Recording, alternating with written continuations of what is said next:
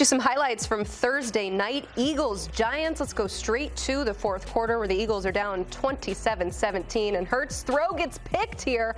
Cordell Flott returns it for 68 yards. Thought he might reach the end zone here, but don't worry.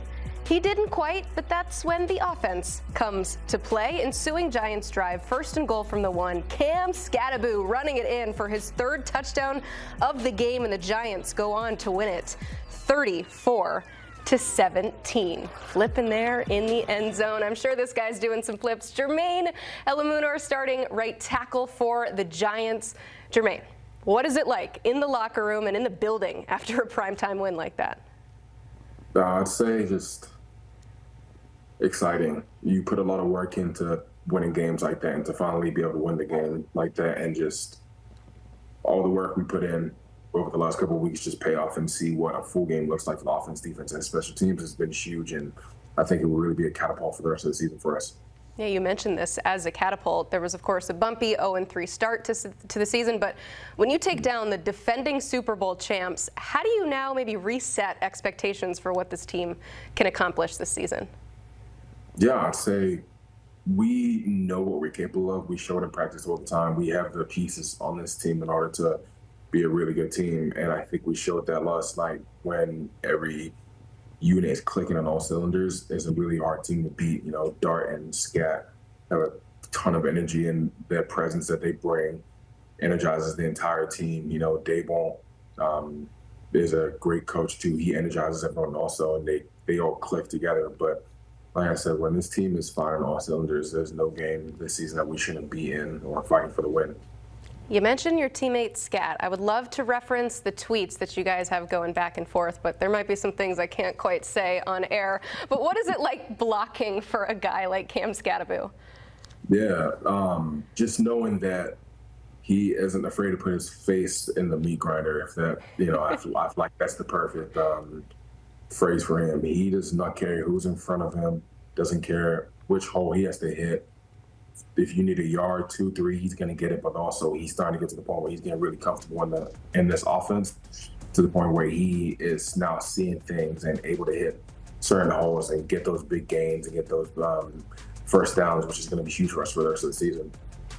Yeah, we see a little bit of his personality when he plays. We see that kind of look in his eye that he's got. But what is he like off the field? Is he as intense as what we see on TV? I think that he's starting to really come into his own now as a teammate, as a player. You know, coming in as a rookie, you have a lot of expectations, but also you're kind of trying to figure out where you fit.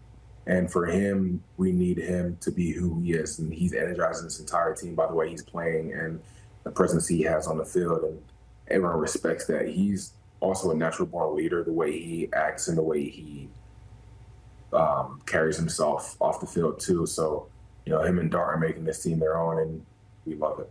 Yeah, let me ask about that other rookie, Jaxson Dart. What changed about this offensive identity, I guess we'll call it, the mindset, when he took over as the starter? I say the swagger, and just, you know, Dave says all the time, the grit that he has. You know, this kid comes into the huddle and he doesn't skip a beat. It's kind of like he's been doing this for the past 10 years, which is really cool to see. And then also his playmaking ability. You know, there's a couple plays yesterday where I'm blocking my guy, and you see the crowd like losing the odds, and I'm like, what's going on? And you see me spinning around, seeing him run around back there. I'm trying to, you know, get in front of him so I can take some hits off him, and he just takes off, and you're like, oh, I gotta get going too. So the energy he brings, the playmaking ability he has, but then also just the swagger and the confidence that he has is really rubbing off on this entire team. And I think you're starting to see that, and you're going to see that going forward. Yeah, I've heard you mention the aura about him. There's just something, that swagger as well. We can definitely see that just as viewers, but it's cool to get that inside intel.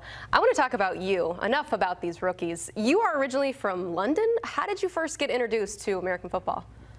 So it's funny. The first ever game in London, England, was the Giants against the Dolphins, and I was just flicking through the TV trying to find an Arsenal game because I'm a huge Arsenal fan, and I came across that game at Wembley Stadium. And so I was watching that, just seeing the bright lights. I was like, why are they wearing helmets? And, you know, what are these pads they're wearing? And, you know, this funny looking uniform. And so then the more I dug into it and kind of learned about the game, I fell in love with it. And I was like, I'm a big physical guy. I was a real chubby little kid. So, I had to find a game that was suitable for the body frame that I had. And I just love sports, but digging into football and finding out more about the sport and learning about it just made me fall in love with it. And, I tried to play in London, but didn't have that much success. And then we got the opportunity to move over to New Jersey, and, that changed my life. I was able to play football my senior year, go to junior college, learn more about the game. And, it's funny because this is I think my 13th year playing football in general. It's my 9th year in the league, my 13th year playing this game. And, I'm still learning and getting better. And, it's funny wearing this shirt, I can kind of compare myself to like a bottle of fine wine, it gets better with age. And that's how I feel like I'm doing. Yeah, you told me off air what that shirt was all about, but tell the viewers real quick about this shirt. Oh, it's just a little wine bar that I own, or I'm part owner, invested in Austin, Texas. I'm a big wine lover. So, it's something that I'm really passionate about. And like I said, I compare myself to a bottle of fine wine, which is really funny. I love it. You said that this wine bar is in Austin, Texas, but you played most of your college ball at Texas A&M. How much are you keeping tabs on the Aggies these days? I'm watching them. We have a pretty good quarterback, Marcel Reed. Watching him, I was watching that Notre Dame game with a couple of my friends because we were playing in Dallas that weekend, so I was able to watch the game with a lot of my college buddies and watching the Aggies take down Notre Dame at Notre Dame. And I had a couple of teammates in the past that went to Notre Dame, so I was able to talk to them and talk smack. That was fun. But then just watching them come into their own, and they're 5-0 right now, I think. And there's a couple more games for them to win. I don't think there's no reason why they shouldn't be in the playoffs. That quarterback, Mike Elko, is a great coach. They have a great offensive line. They have a great defensive line. They have that skill player, Concepcion, I think his name is. Yeah, he's a stud as well. So, we have a really good team. I think we're going to smack the Longhorns this year, get that one under our belt. I think it's in Austin, Texas, too. So that would be really fun to beat the snot out of them, I love that you're already looking ahead to that Texas game. They got a big one on Saturday night against Florida, but obviously that Longhorn rivalry runs deep. I think we should blow them out. I don't think Florida's, I don't think Texas is that good, and seeing Florida beat them, I think we'll beat both those teams. Okay, well, there you go. I'm sure that that's exactly what's going to happen as Jermaine sees it. Obviously, we were so thrilled to talk to you about football, but even more excited to mention the impact that you're making off the field as an American Cancer Society ambassador. What can you tell us about this mission? I think with me, so the reason why I want to do it is because 2 years ago when I was in Vegas, it's always been my goal to give back. And, cancer patients, they go through so much. And, I feel like not enough attention is given to the fight that they go through. I'm fighting on the field every single day in practice for a game, and, we're colliding and banging bodies and stuff like that. But their fight is even bigger. So for me to be able to just be a small part of giving back to them has been great.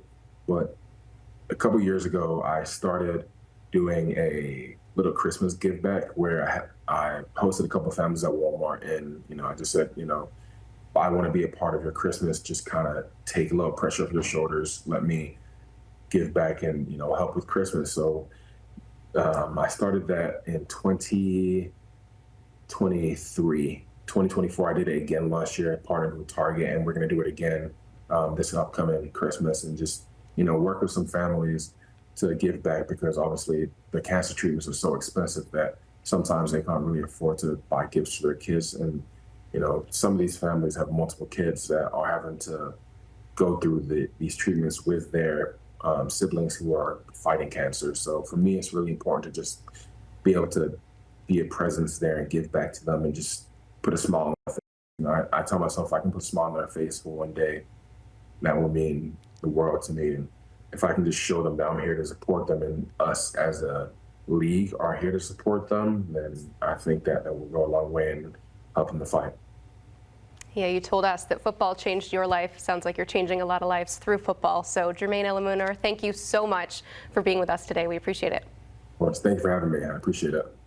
All right, there you have it. What a turnaround for the New York Giants, starting off 0-3 and winning 2 of their last 3. The last one, of course, against the Eagles on Thursday Night Football. Jermaine said it. So much is ahead for these Giants. Nothing is off the table. They can win every single game left on the schedule. A lot left to play here in this early football season, but a lot to get excited about for the New York Giants.